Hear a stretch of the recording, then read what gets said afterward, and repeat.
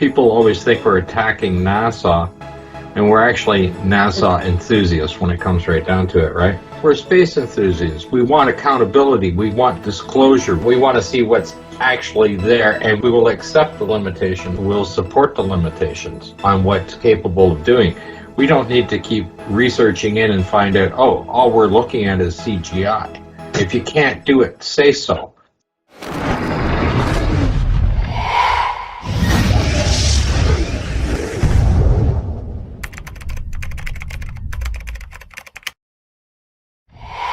When I was looking at the comment section earlier this morning, what I'm seeing in there is this. People are actually saying that they're seeing a big difference between this Artemis and the Apollo photography in the videos, because number one, we're not seeing anything really on Artemis as we were on Apollo. But then one fellow also was looking at it this way: what we're seeing is reality now. What we've seen in the past is all fantasy. It's all just make-believe. Now what has to happen is our brains have to rewire themselves to reality, because now we're seeing reality, and what we were seeing in the past was unreality. So now it looks fake to us. Well, there's so many inconsistencies between 1969 moon landing and what you're seeing today as an unmanned craft, number one. Yep. Number two, it's taking 6 days to get to the moon and 6 days to get back. And that doesn't make any sense at all to me. Now we're seeing what's real. It's taking 6 days to get there, not 3. They said that 50 years ago it was going to take 3 days to get there. What happened with the mathematics? Who did the calculations? This is on free return. They're not underpowered. It's not like they're using a different type of injection on there. They do a burn, they get up to speed, and then they coast the rest of the way. Where is the difference in this? Yeah, and another thing, over on BitChute, one guy made a comment. He said another thing that was interesting to him was that Elon Musk has cameras placed everywhere, in the engine bays, by the engines, outside of the craft, everywhere. And he has cameras for every view, every angle you can possibly get. We don't see that with Artemis 1, and yet they say that there's 24 cameras on board of this. Where are they? They're supposed to have one on the end of one of these solar panel arrays on Orion. We're told that's how you get the pictures showing the Earth and the Moon in the same shot. Well, that says maybe, but if they can put a camera on the edge of a solar panel array, which has to be unfolded from the craft once they're up in orbit, you'd think they would be able to do rather more, as you say, rather like Elon Musk has done. You've got cameras everywhere. They've got a wonderful system of showing what's going on. Even when it goes wrong, they still show it. But with NASA, no, they tell us they put the cameras there, but they don't show any pictures from them. Well, not that I've seen. And you get the story of the photographers who had cameras placed near the launch site, and they weren't allowed to go and collect the cameras. I was watching Fraser Crane, who's a NASA supporter, and he works at a university in British Columbia. And he was talking about the lack of photographs and lack of video coming back from the craft itself. That's really what we would expect in a real show. Why would they put cameras all over the place like they did on Apollo? I mean, they photographed everything. They might as well have taken a little camera and put it in a capsule and swallowed it so that you could get the innards as it's traveling through the system and right out the backside. That's the way that was done with Apollo. Now we don't see any of that. And where are all these cameras? There's no video from any of these cameras. They were saying that some of those cameras were independent. And I don't know what that means, what they're saying when they mean independent.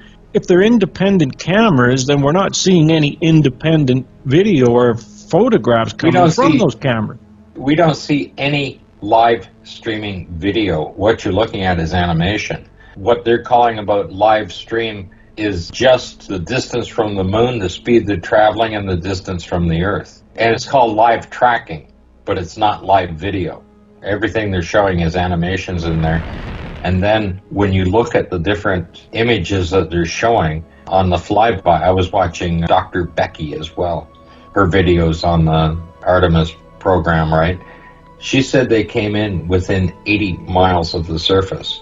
of the closest on there, and another one saying they only got within 1,000 miles of the surface. And that's showing the flyby with the moon that looks like just a potato, a fuzzy potato. It's not even in focus. And the little wee tiny Earth behind it. And then the next shot, the Earth is gigantic again. It doesn't make any sense that they're doing this. And what I'd like to say is that people that are watching our videos, we're not attacking NASA. What we want is full disclosure. We would get behind and support NASA if they gave us full disclosure on exactly what they're doing. We want to know where the limits are. And Artemis right now is showing us that they're not disclosing anything. They're not giving us a live video feed. They're not giving us any of the actual thing. They're not talking about that solar flare that, of course, will have damaged that machine. It probably will have damaged the communications. They won't be able to talk to it to modify the orbit in any way if they lost communications with all of the operations of just flying this thing. And if it was fully autonomous and it's damaged, well, then it's not coming back anyway. I've talked to other people going, oh, well, they can use resistors and that to, diffuse the extra energy. Not for that kind of power. The energy that's being produced by a solar flare when it's crossing from one side of that vehicle to the other inside, it's more like a lightning blast, the kind of lightning blast that splits a tree in half. That's the kind of thing, and there's no way to ground it when you're in space. That energy just builds and crosses through all of the electrical components in there. They're going to be damaged. Why don't they just come up and say, yeah, we had a solar flare, we lost communications, they don't have any, not even the live tracking now, right? So whether they were controlling it from the ground or it was autonomous, if it's damaged, it's not going anywhere. And if it's in orbit around the moon, eventually it's going to crash onto the moon. The gravitational pull will pull it in. Because it is an elliptical orbit, it's going to get sucked in. And this thing about 6 days, they need to disclose what the difference is in this. Because if they're doing it with an initial boost of engine power to get up to speed and coast the rest of the way, and they're going to need to be at a certain speed to come into orbit, or same on return. I mean, it's easy, it's downhill all the way, right? When you're coming back. But they do that thing, they're coming in at 25,000 miles an hour. Well, if they're coming in at the same speed, it should take the same length of time to get from the moon back to the Earth. But now it's going to take 6 days. Doesn't make sense. Good point, because the spacecraft has to reach escape velocity to be able to escape the gravitational attraction of the Earth. And it's fair enough that they accelerate to the 25,000 miles an hour speed of escape velocity and then switch the motors off, because they will, as you say, coast from there on. If they need to speed up or they need to change direction, they have to fire up the rockets again. That's right. If it's going to take 16 days, that means that they didn't reach escape velocity. They're going to have to refire the engines and continue to burn, maybe several times. They're going to have to fire those up and continue to burn to be down like that average speed in 6 days to go to the moon. You're down at 1,600 miles an hour average speed. That's not very fast at all. That's nowhere near that 25,000 miles an hour escape velocity. No, but that is the speed that they will return with. They'll come back to Earth at that speed because of Earth's gravitational attraction. In my view, the problems really start at that point.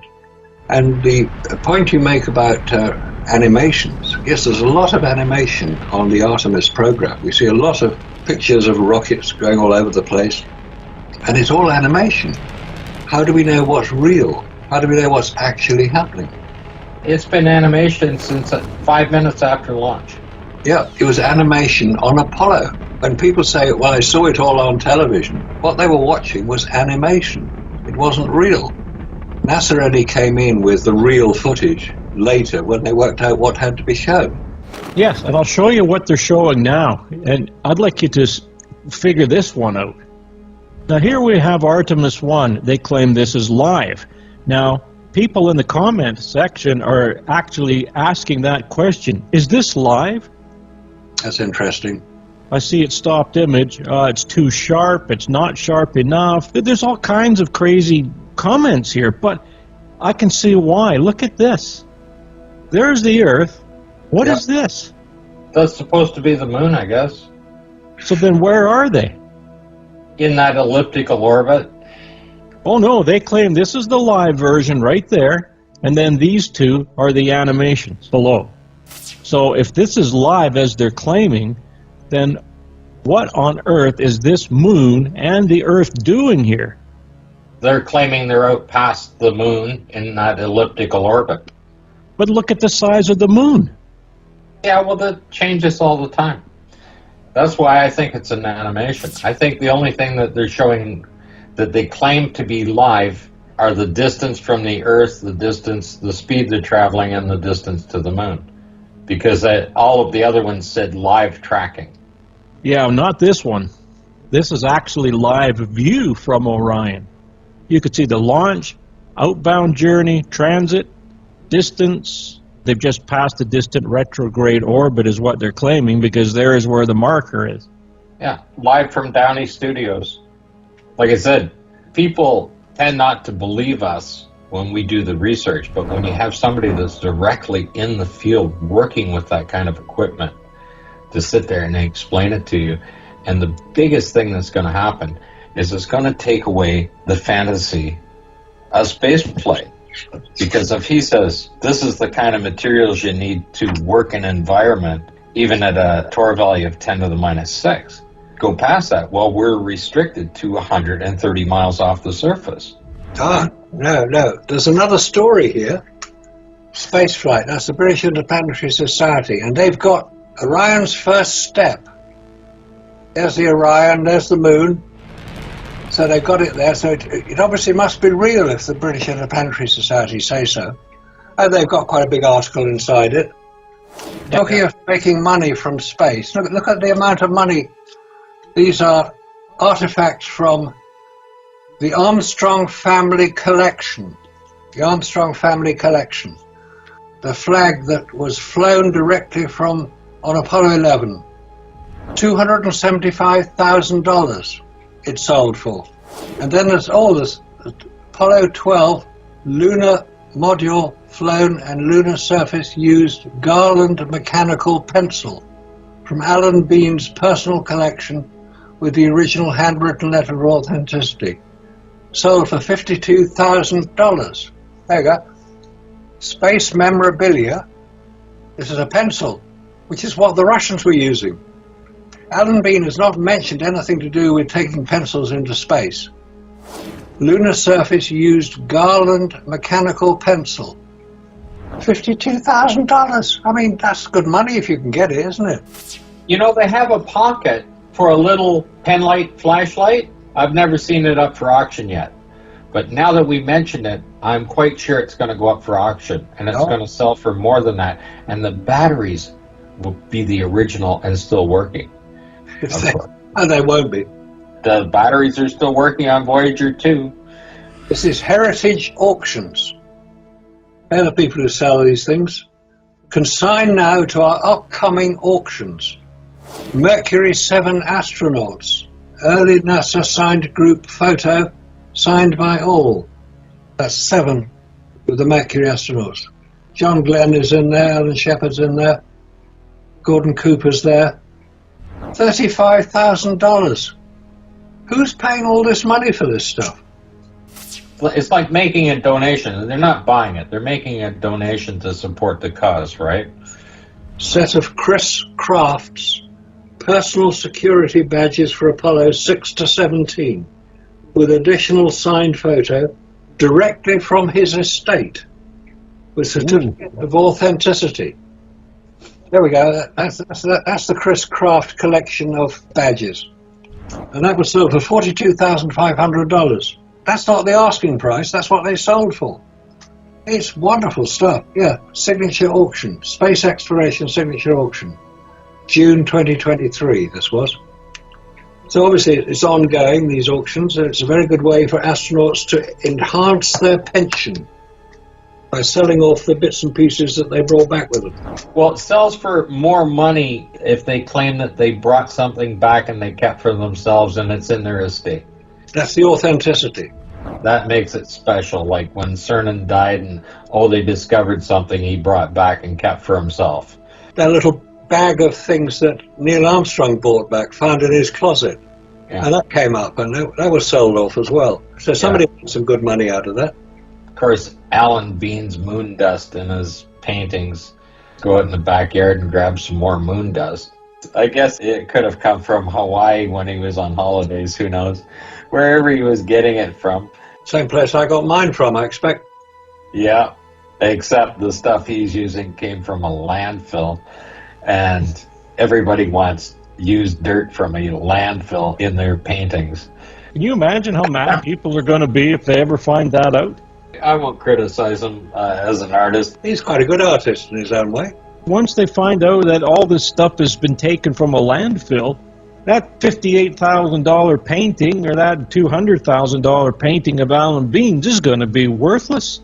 As a matter of fact, it will be tossed into the trash to be found by somebody else in 50 years. It's an absolute shame. Like, the one thing I guess we get criticized the most for is the fact that we're not deniers. We want reality. We want to know where the line is.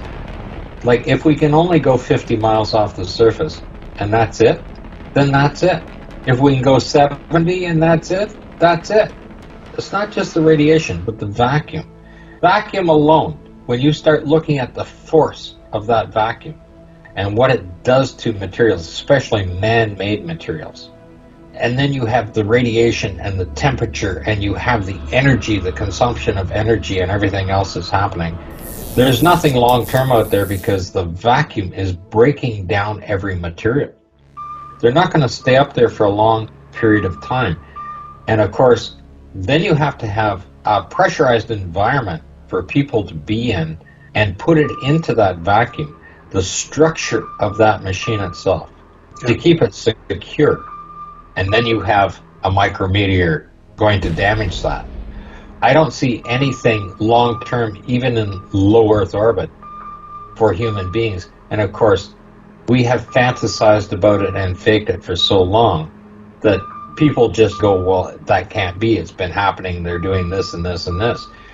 For the Artemis program to sit there and have a half a dozen solar mass ejections, which basically ripped apart the magnetic field of the Van Allen belts, and they come back and don't even mention it.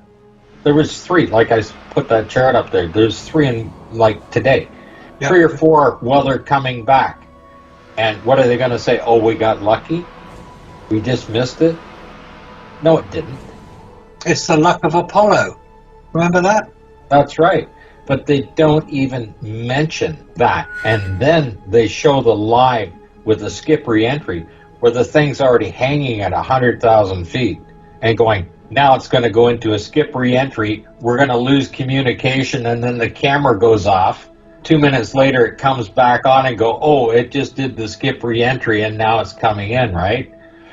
And doing the thing. I mean, these guys are sitting there going, okay, you ready to push it out the back of the plane, put it on the parachutes, and come down beside it, right? It's just nonsense. That thing would not have survived. And then to sit and show us on the near side of the moon, and they're claiming to be on the far side of the moon. And if they have to fake that, it's because they weren't there. That launch was horrible. The speed and everything else they've got on there could not have made orbit. The main boosters, the solid fuel boosters, were, 1 minute and 40 seconds, and they were gone. And they weren't anywhere near its speed, not even the speed of what Apollo was doing at that kind of thing. And on top of that, if they bring that back, the absorbed radiation for the solar ejections that happened over that time period, that is just a toxic piece of radioactive garbage that they've got in their hands. And what are they going to do? They're going to put it in the museum. And they just write that off as well. Oh, we got something that doesn't absorb radiation. Just write it off. I don't know why they do that. Like I said, I put the chart up there just for the month of December, right? Well, it's running 29 of them. Some of them not so severe, but other ones are. But when you have multiples, that one that was multiple just before they came back, like before they hit reentry, they went through one that took the Van Allen belts and completely disrupted the magnetic field. And then 2 more pushing it through, and the auroras have been absolutely brilliant. And the power outages were in China down through Australia. When I look at that and I go, hey, this crap, if it's out there, it would be damaged. I don't think they put anything anywhere. The only live feed that you see is within Earth's atmosphere. And they're sitting there going, here's the live feed showing the curvature of the Earth and stuff. And you can see that from a balloon at 100,000 feet. And they say, oh, in a minute and 43 seconds, it's going to do a skip re-entry. I don't think so. I was just trying to show on this one the difference between this Orion capsule and the one in December 2014, which is covered in heat shields. This one isn't. They're shooting a camera out the window. Yeah, exactly. If they're claiming that the skin is thicker and has more radiation protection, it still has windows. There's the capsule in the sea. It's got windows in it. Where's the heat shield on the capsule? It was supposed to be covered in heat shield, including the windows. You can see that from a high-altitude balloon at 100,000 feet. And they haven't gone into the skip re-entry. You just heard them talking about going into skip re-entry. And just after that, then it blacks out for the so-called skip re-entry. Yeah, and Orion is right on the money. And that is absolute nonsense. If it was skip re-entry, we'd see the horizon changing position. Well, they just black the camera out when it goes into that. Probably because they'll say it's the plasma. They're saying they're going into blackout as soon as they get the plasma heating up around it. But the height of that you're looking at, I've seen images of high-altitude balloons show the same image as that. Well, of course they do. 20 miles up, 100,000 feet. They're going 25,000 miles an hour coming in for a skip re-entry. So even if they're a minute away, they're 20,000 miles out farther, right? Doesn't make sense. And they haven't gone into skip re-entry. And they're traveling at 25,000 miles an hour. You're going to see something out that window, aren't you? You would expect so, yes. At 25,000 miles an hour, you're going to see something. You don't see anything. That's just floating there. Everybody thinks that the Houston Control Center has to have a certain look to it, so they've updated it with new screens and stuff, right? They still got all the rows in there. If everything is up to date and automated, they don't need a room that size. They don't need that many people. They're just giving you the image because that's what you expect the control room for a rocket to be. All those guys in there, all those screens in there. It's laid out exactly the same as Apollo. Look at it. You expect that. That's exactly what they did in the 1960s. This is what the control room looks like, so it's going to be exactly the same as that today, so that it looks, makes it look more realistic. Moon rock. There we go. Bit of brick here. It's genuine moon rock. Anybody prove it's not? No, you can't. Let's get it nice and close so you can see it. There we go. Yes, that's beautiful. Yeah, it's a nice bit of moon rock. Easily transportable amount. Probably Apollo 17, so I can imagine Gene Cernan hitting it with his hammer to break it up, brought it all back to Earth, and here it is in the UK. Wow. Well, I just put a little notice on it saying moon rock. Everybody will pay a huge amount. No, it'd be easier for me to cut it into several pieces and sell them all separately. Oh dear, what a game it all is. The only thing we're really looking for is reality. And if we can't go anywhere, if the radiation, if the vacuum, and all the other factors, they should do it right. But what is happening is they're trying to hide this information. So they're teaching people in universities. The instructors are teaching students the wrong information. The only thing they can be are parrots. Like that gentleman says, here, I'll show you what vacuum can do, right? Here's the real numbers. We've listened to people from NASA saying it's not a problem. They're taking the information down from the studies that they've done because they don't want people to know. People with PhDs are commenting underneath our videos going, you're wrong, you're lying, it's only this, it's only that, a vacuum is only this much, right? Well, here's a guy working in the industry going, they are lying. Yes, they're lying. And we're right. The problem they had with Apollo 15 is they didn't have another machine to work with. They had 2 or 3 on the set, but they didn't have anything that was actually up and functioning. They had to continue using that. And by the time you got to 16, yeah, they had more. Then all of a sudden now you got 2 of them on the set. And the same with 17, then they had 2 on the set. And you can see those things. They didn't have a backup, but whatever happened on that first one, they had to keep using that same machine, broken, and they fixed it, and you can see it being repaired. But were they repairing it with duct tape? They had a whole lot of nonsense going on there. Like, the official documents claimed that they lost the 1 battery. I suppose they didn't lose all the batteries, because the electrolyte would just evaporate, wouldn't it? That's the other problem. That's exactly what would have happened had they been on the lunar surface. So when they dropped it, when they were faking it, they actually dropped the lamp. The damn thing yanked right off. You can see the broken cables where it hit the ground, broke the steering, broke the seats, damaged the fenders.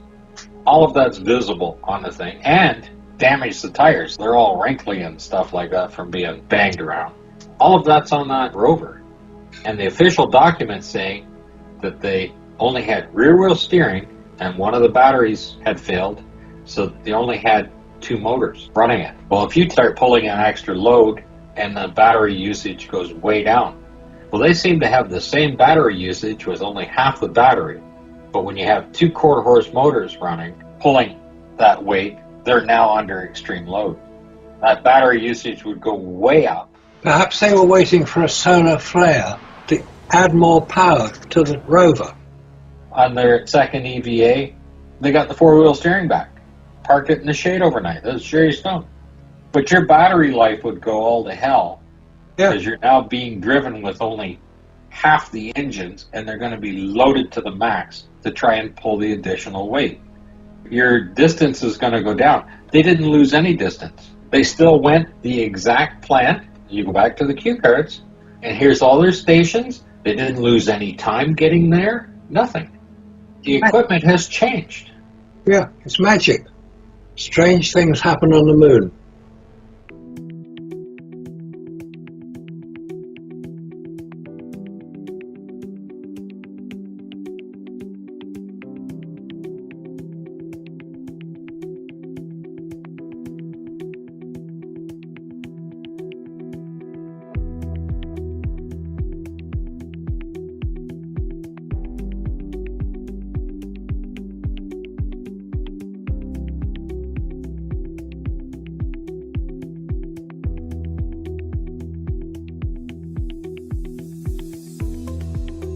He's doing a Marcel Marceau. He's on a cable. He's got a cable restraint on him because he can't walk forward. He's sliding back against the cable. Oh, well, look at the angle he's on. Trying to lean forward against the cable to try and get it to come across farther. There, he's sliding back again.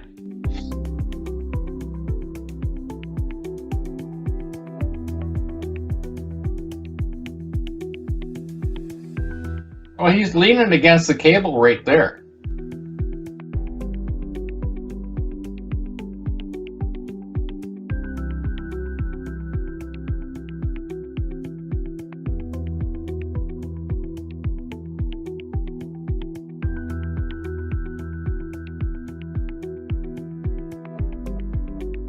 Oh, look at him slide back there. Oh my God. That is great. He's getting dragged by that cable and it won't come forward for him. Look at how far he has to lean to get some traction there. Look at how far his leg's back. Look at it. He's getting dragged back there. Oh my God.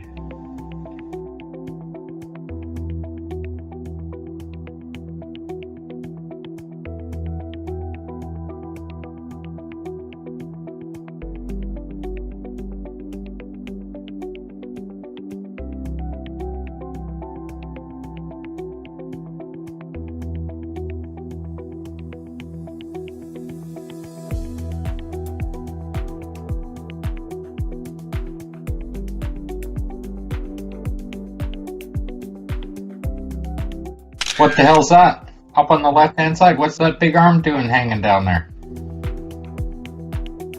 There's so much garbage on the ground everywhere.